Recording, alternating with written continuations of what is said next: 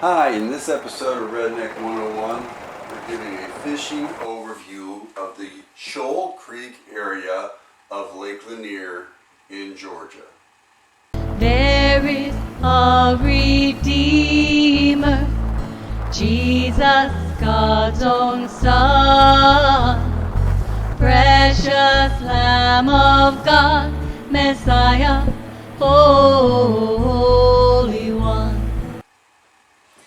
The most distinguishing feature of Shoal Creek on Lake Lanier is that it's mostly dominated by the dam, because being close to the dam and close to the deepest, coldest water in the lake dominates Shoal Creek. Shoal Creek is not like a lot of other creeks that can have this end as you get closer and closer to where the creek flows in. Some creeks tend to be dominated by the inflow of water and nutrients from the creek. But Shoal Creek is different because its creek does not drain that much land, so you just don't get a whole lot of water flowing in, you don't get a whole lot of nutrients flowing in.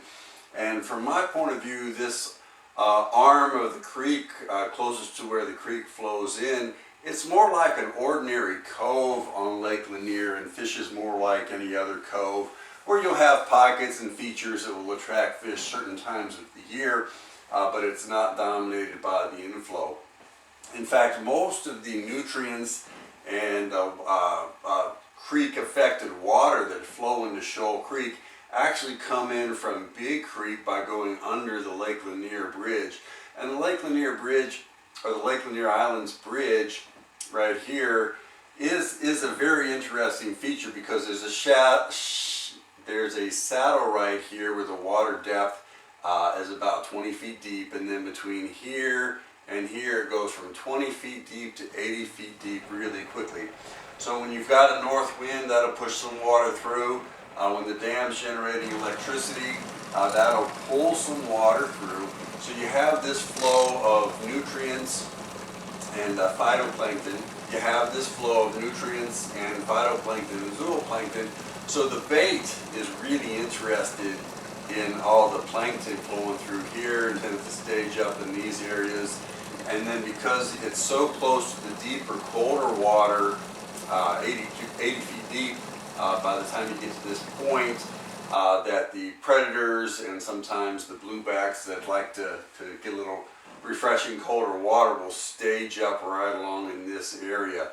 So this can be a really good area to fish in, say, June and early July, as the bait and the striped bass tend to start migrating toward the dam and seeking deeper and deeper water. Because remember, the dominant summer pattern in Lake Lanier is that you've got hypoxic water moving up from the bottom.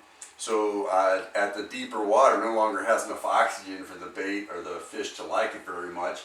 And you've got the thermocline moving down from the top. So as the thermocline moves down and the hypoxic bottom water moves up, the fish like to get closer and closer to the dam, because the dam has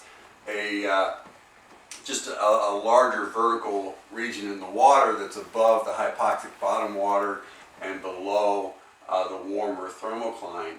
And so that's what dominates in here in June and July and August. Now, what happens here is that as the water gets hotter and hotter, the thermocline gets deeper, the fish are going to move in the summertime from being closer to this bridge area, and they're going to get closer and closer to the dam area.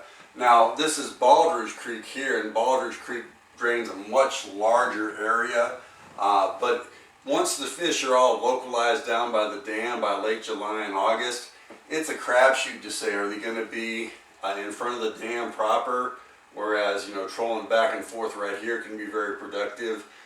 Is the turn through the mouth of Baldridge Creek going to be productive, or is the turn through the mouth of Shoal Creek going to be productive? Or sometimes they get over here by the saddle dike. I just watch the fish finder for bait, and wherever it is that I'm marking the more bait by late July and August, that's where I want to be down here. But this the inflow from Big Creek is really where the water flows from as it enters Shoal Creek. And the fishing can be very, very good. You can pick up not just striped bass, but a lot of larger spotted bass when you're trolling for striper through this area of Shoal Creek. Not that you need to completely neglect this area here, but like I said before, this area fishes more like a cove than a normal creek back. So when you hear me say in some of my videos that the striper or the catfish are biting in the creek backs in the spring, like April and May, this area of Shoal Creek is not really one of those creek backs that I'm talking about. When I'm talking about the creek backs in April and May, I'm talking about 6 Mile Creek, Baldridge, Mud Creek, Flat Creek, Big Creek that have a more sizable flow of water. I tremble at the thought of Judgment Day. Lord, I am not ready. Please don't return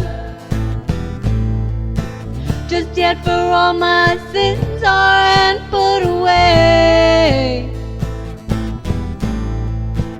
My cross is on the floor, and I would burn.